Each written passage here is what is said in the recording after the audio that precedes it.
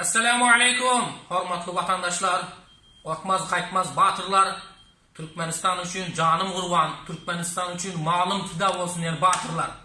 Yakında İstanbul'da Türkmenlerin sesini duy, ey Türkiye diyeni bir proteste miting geçecek oldu inşallah.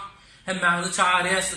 Birlikte Türkiye'de yaşayan 2 milyon Türkmenin derdini, 2 milyon Türkmenin niyetini Türkiye devletine, bütün dünyaya aydıp düşündürüyoruz. Türkiye devletinden hem Türkiye'de yaşayan 2 milyon Türkmene pasaport ver, vatandaşlık ver, kömek et. Ya olmasa Türkmenistan'a gitmemize bir yardımcı ol deyip inşallah bir protesto miting geçecek oldunuz. Hem kişinin hem havarı var, sizlerin hem havarınız olsun. Yakınla inşallah aydık kalıyız. Birlikte hareket edelim vatandaşlar.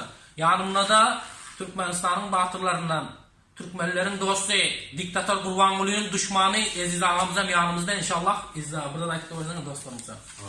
Assalamu alaikum ekülen dünya Türkmenlerine. Sağaman gezip görmüyorsunuz, canımız sağ olmayın.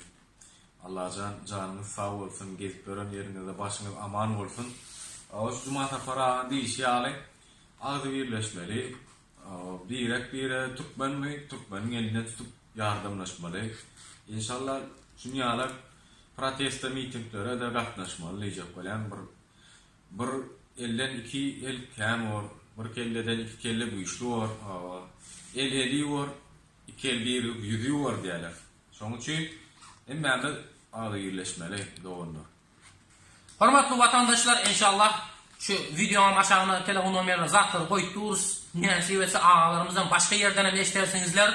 İnni birleşip şu zalimi, diktatörü yok edelim. Ondan sonra kim parti açıyor, kim hareket açıyor, hareket ediverer. Hormatly vatandaşlar, birleşmesek şey yok olup gidiyoruz. Bölün önü böğrü yer, ayrılarını ayı diye. Onun için gel bölünmeyin, ayrılmayın, şu zalimi yok edelim. Esselamu aleyküm ve rahmetullahi ve berekatuhu.